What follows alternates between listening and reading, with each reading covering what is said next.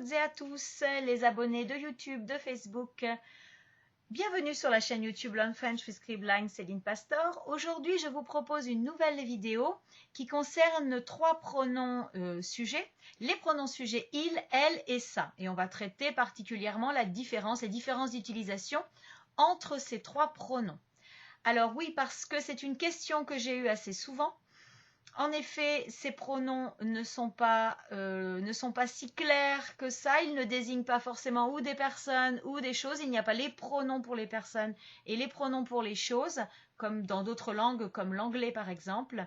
Donc, c'est un petit peu plus complexe en français. Donc, je vais essayer de clarifier tout ça, de vous apporter une lumière sur ce point-là. On commence tout de suite avec la première explication.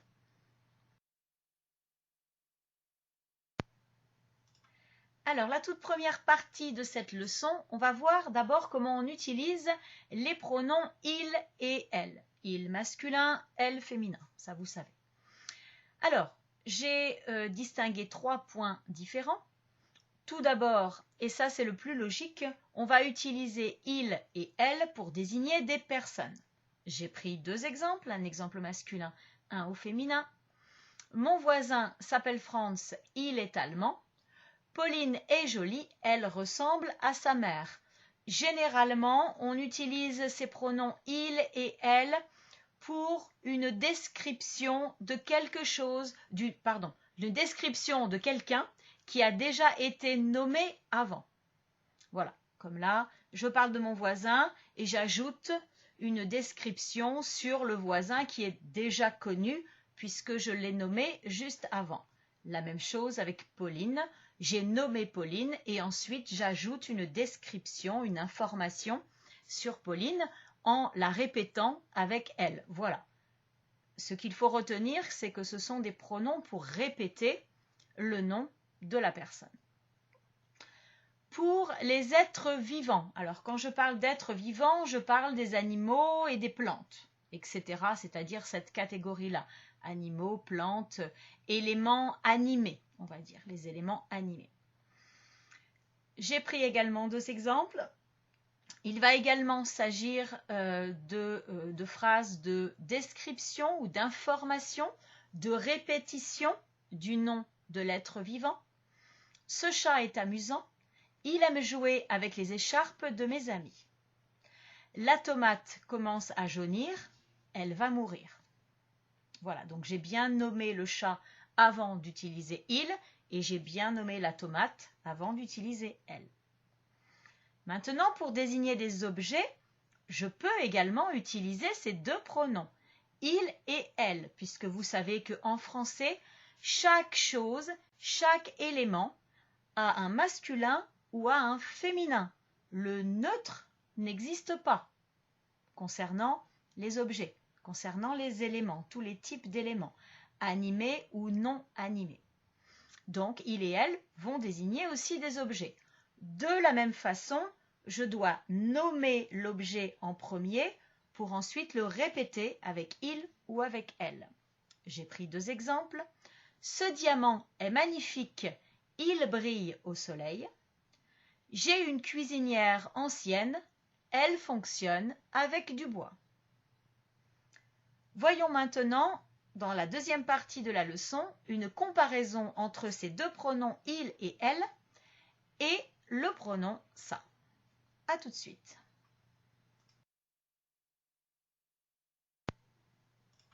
Alors, voyons maintenant la comparaison entre il, elle et ça. Il, elle d'un côté, ça de l'autre côté. On va parler tout d'abord des objets inanimés, c'est-à-dire les objets qui n'ont pas de vie. Donc, on va laisser les êtres vivants de côté pour l'instant. On va s'intéresser uniquement aux objets inanimés. Alors, je peux désigner un objet inanimé avec ça, à la condition que cet objet ne soit pas connu ou pas bien connu. C'est-à-dire que je ne l'ai pas nommé avant. Je ne sais pas trop ce que c'est ou je veux garder un sens un peu indéterminé, un peu général de cet objet et que je n'ai pas nommé avant, qui n'est pas connu. Ça, c'est très important. Donc, je vais l'utiliser dans une question quand je demande « Qu'est-ce que c'est ça? C'est quoi ça ?» Donc là, je ne connais pas du tout la chose, je ne connais pas du tout l'objet. Ou alors, je peux aussi l'utiliser pour faire une description, mais en gardant un sens général de quelque chose que je n'ai pas nommé encore, mais que je vais nommer, justement. Je vous prends un exemple. La question, c'est quoi ça? Ça s'appelle un presse-purée. Ça sert à écraser les pommes de terre. Donc voilà, ici je fais la description de l'objet presse-purée. Ce n'est pas un presse-purée spécifique, ce n'est pas mon presse-purée. C'est-à-dire que si c'était mon presse-purée, je pourrais le désigner avec il. Mais comme ce n'est pas mon presse-purée, ce n'est pas un presse-purée déterminé, je vais rester général en utilisant ça. J'espère que ça, c'est clair pour vous. Deuxième chose, j'ai bien nommé la chose après avoir utilisé ça et non pas avant, comme avec il ou elle. Maintenant, quand j'utilise il ou elle, donc c'est le contraire, c'est quand l'objet est connu et quand l'objet a déjà été nommé avant ou quand c'est un objet qui est déterminé, qui est spécifique, qui appartient à une personne spécifique, etc. Si je demande où est le presse-purée, donc c'est un presse-purée spécifique, il est dans le tiroir du placard de cuisine. C'est pas n'importe quel presse-purée. Alors en fait, bon, pour ne pas compliquer les choses, je me suis concentrée sur les objets inanimés pour vous expliquer la distinction qui n'est pas très facile, qui n'est pas très évidente entre l'idée de quelque chose qui n'est pas connu, pas bien connu, et quelque chose qui est connu, qui est spécifique.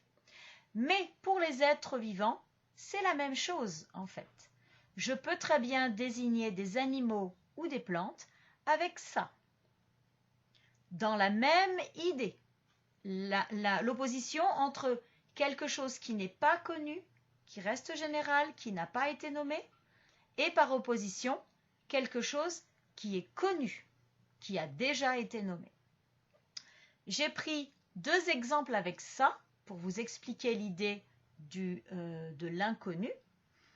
Ça court vite, ça doit être un mille-pattes. Donc un mille-pattes, c'est un insecte, un gros insecte avec beaucoup de pattes, de petites jambes. Donc là, je peux utiliser ça parce que l'insecte n'est pas vraiment déterminé, ce n'est pas un insecte spécifique. Je peux dire aussi pour une plante, ce n'est pas du lierre, mais ça grimpe, grimper, dans ce sens-là. Ça grimpe partout de la même façon.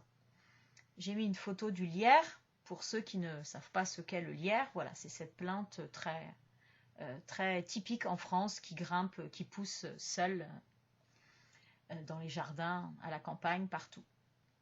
Donc, ce n'est pas du lierre, mais ça grimpe partout de la même façon. Donc ici, la plante n'est pas déterminée, ce n'est pas une plante spécifique.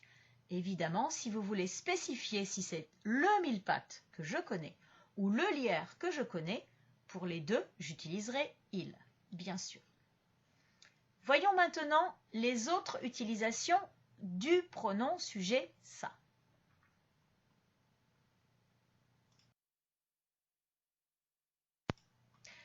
Alors, j'ai distingué deux utilisations de ça.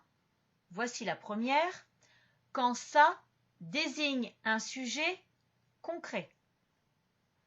Donc, généralement, comme on a vu, généralement un objet inanimé, un objet sans vie, ou alors un être vivant, animal, plante. Alors, attention à la manière dont vous allez utiliser ça. C'est-à-dire que ça, vous allez l'utiliser toujours avec un verbe différent de être.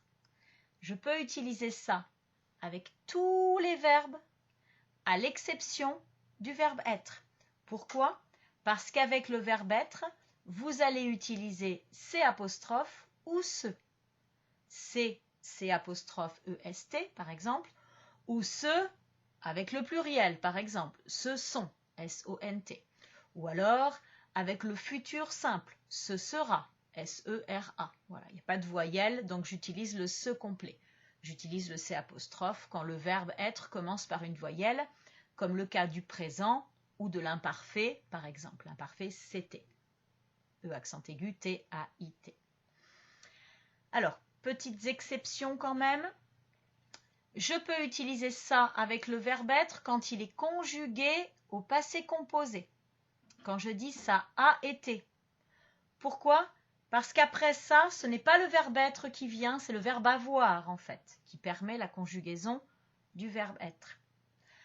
Aussi, quand j'ai un pronom qui sépare le ça du verbe être, enfin, je vais utiliser ça quand il y a ça et le verbe être, et quelque chose qui va séparer, comme un pronom réfléchi, comme dans ça s'est passé, ou alors un pronom indirect, direct ou indirect, indirect dans ce cas, quand je dis ça m'est égal, là dans ce cas, je vais utiliser ça. Donc en fait, pour résumer, pour faire simple, pensez simplement que quand il y a entre le verbe être et le pronom ce ou ça, le pronom démonstratif, on va dire, il y a un élément qui sépare un autre verbe ou un pronom réfléchi, un pronom direct, indirect, n'importe. Pensez qu'on va utiliser ça. Dès qu'il y a une séparation, on utilise ça. Dès qu'il y a un contact direct entre le pronom démonstratif et le verbe être, là dans ce cas, on va utiliser C' ou ce. Pardon. J'ai pris deux exemples avec un verbe différent de être. Ça s'appelle comment un piano très long? Ça s'appelle un piano à queue. Ici encore au niveau du sens, j'ai bien utilisé le sens de description et de dénomination de l'objet après ça et non pas avant. Objet indéterminé. Alors, une petite utilisation très particulière, c'est le point numéro 2. Je peux utiliser ça avec une chose, avec un être vivant et aussi avec une personne. Alors ça, c'est un sens un petit peu familier et un peu spécifique. Ça va servir à diminuer ou inférioriser la chose, l'être vivant ou la personne, quand je veux considérer avec beaucoup de mépris, avec beaucoup d'infériorité, la chose ou la personne ou l'être vivant. J'ai pris deux exemples. Quand je dis c'est quoi ça? Ce sont mes chaussettes sales. C'est-à-dire que j'ai un peu de dégoût quand je désigne la chose. C'est quoi ça, cette chose-là? Et la même chose pour une personne. Alors j'ai pris un exemple un petit peu extrême. Attention, pas d'opinion spécifique là-dedans. N'imaginez pas que j'ai une opinion spécifique. Non, c'est juste pour vous montrer le niveau d'infériorisation qu'on peut donner à une personne. Dans ce cas, évidemment, ça dépend de l'intention de la personne qui parle. Quand on veut inférioriser, c'est très subjectif. Si je dis par exemple, un criminel comme lui, ça ne mérite pas de vivre. Donc, comme je considère cette personne comme un criminel, je vais inférioriser en ne disant pas il, mais en disant ça. Voilà. Ça, c'est une utilisation familière et très subjective. Mais c'est une possibilité. On va passer à la deuxième utilisation, deuxième type d'utilisation de ça.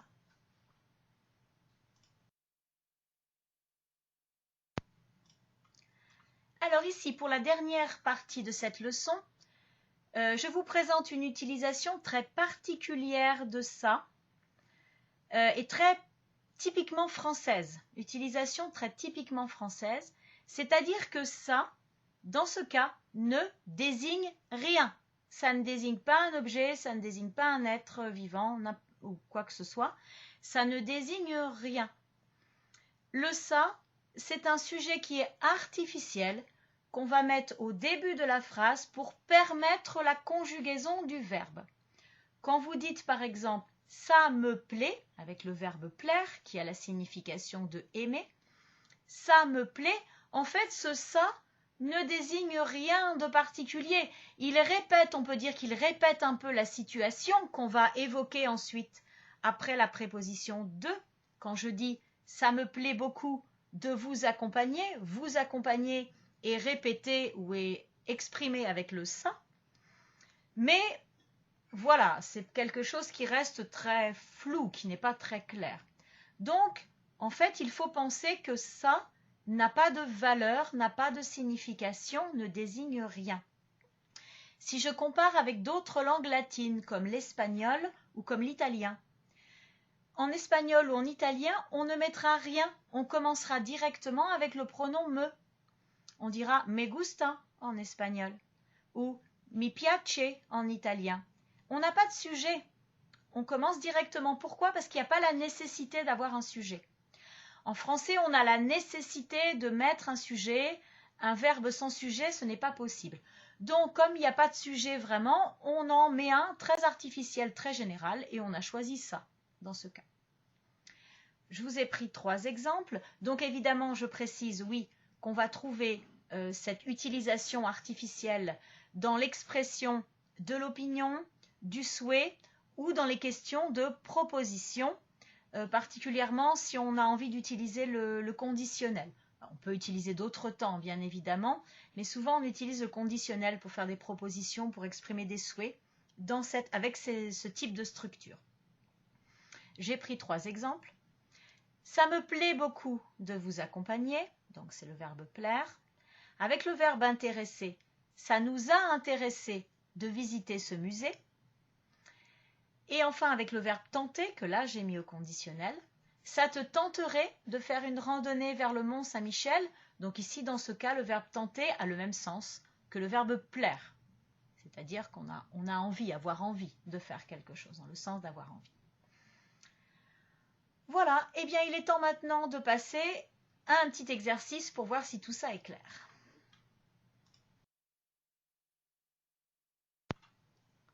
Donc pour savoir si tout ça a été clair pour vous, je vous propose un petit exercice. Vous devez compléter avec il, elle ou ça et vous allez trouver les réponses à la page suivante. Bon courage!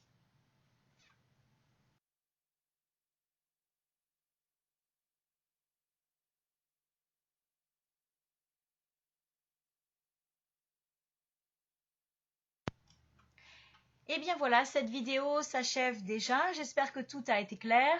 S'il y a des points qui n'ont pas été clairs dans cette leçon, n'hésitez pas à me laisser des questions en commentaire sur YouTube, également sur Facebook. Je vais mettre la vidéo sur ma page YouTube Learn French with Scribline Céline Pastor. Si vous tapez Scribline, de toute façon, dans la recherche de YouTube, vous allez me trouver facilement. Vous pourrez également retrouver mes vidéos sur ma page Facebook. Vous cherchez Learn French and Write with Scribline. Et puis, vous pouvez également consulter mon site internet www.celinepastor-scribline.com où là, vous aurez des détails sur mes cours et sur voilà, les différents travaux, les différentes prestations que je propose. Et vous pouvez toujours me contacter par mail à celinepastor@hotmail.com ou par téléphone au 06 72 85 36 49. Je vous souhaite à tous une bonne continuation dans vos études de français. N'hésitez pas toujours à me donner également vos suggestions, vos questions. Si vous avez besoin que je prépare une leçon sur un point particulier, n'hésitez pas, j'attends vos retours. Et je vous souhaite plein de bonnes choses pour cette nouvelle année et je vous dis à très très bientôt. Bye bye!